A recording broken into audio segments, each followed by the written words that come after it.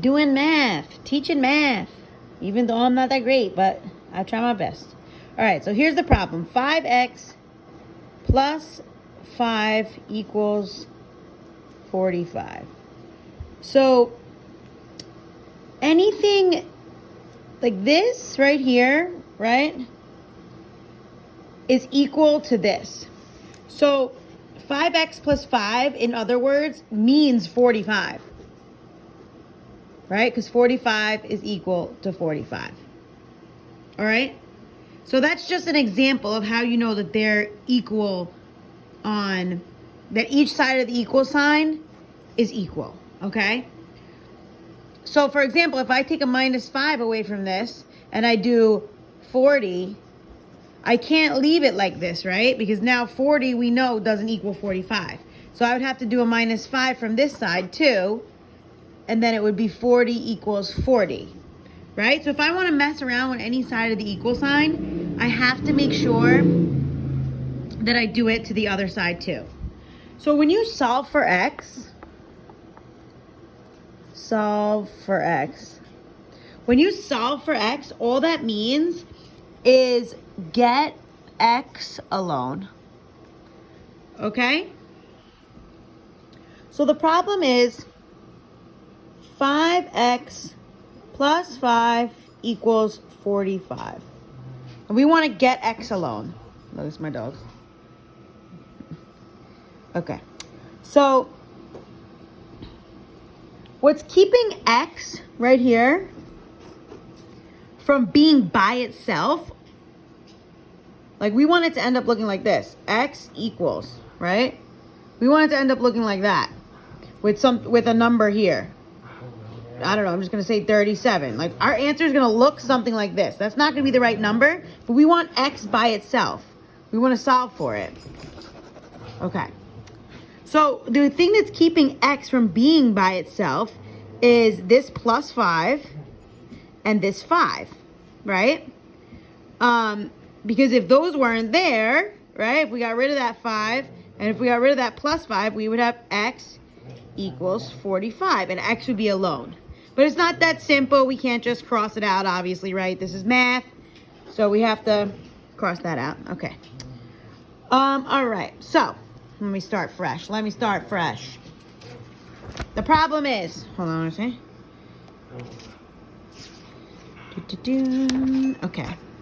The problem is 5x plus 5 equals 45. So now, the easiest thing to do first is to move this plus 5 out of here.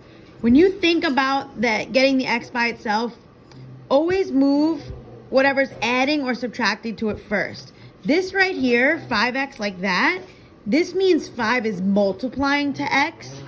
And it's a little bit more complicated to move over. So always start with, if it was plus 5 or minus 5, always start with that first. Okay? Sorry, you can probably hear my dogs fighting. I promise they're friends.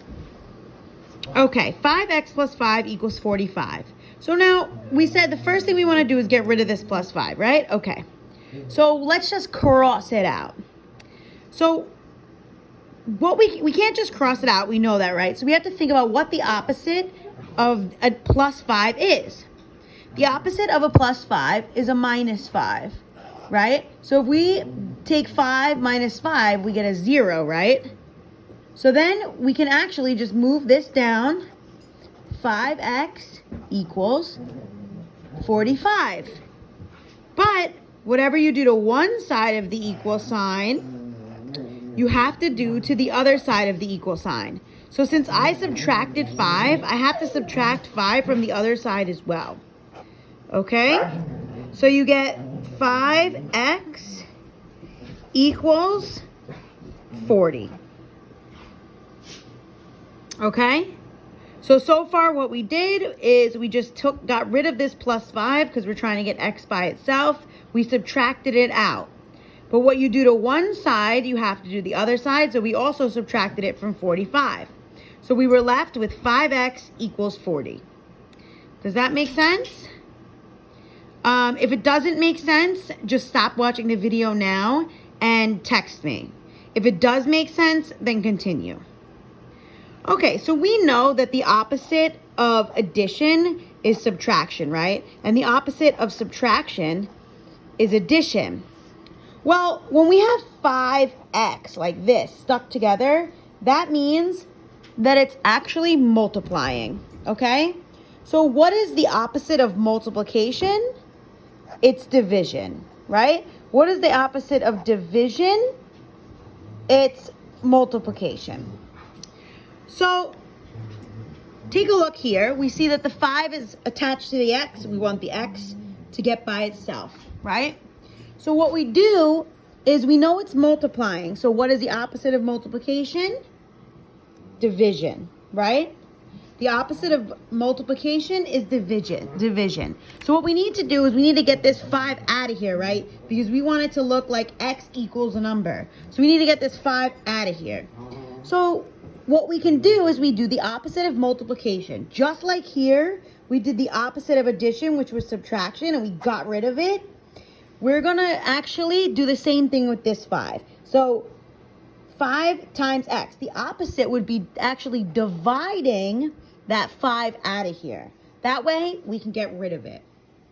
But you cannot just do that to one side of the equal sign. So you could bring the x down, right? So that you're in your x equals format. You're so close. We just need to fill that in there.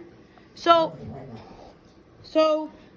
we divided 5 out here, right? So now we have to actually do 40 divided by 5, okay? So what's 40 divided by 5? 5, 10, 15, 20, 25, 30, 35, 40. I think it's 8, but use your calculator, right? I think it's 8. So x is equal to 8.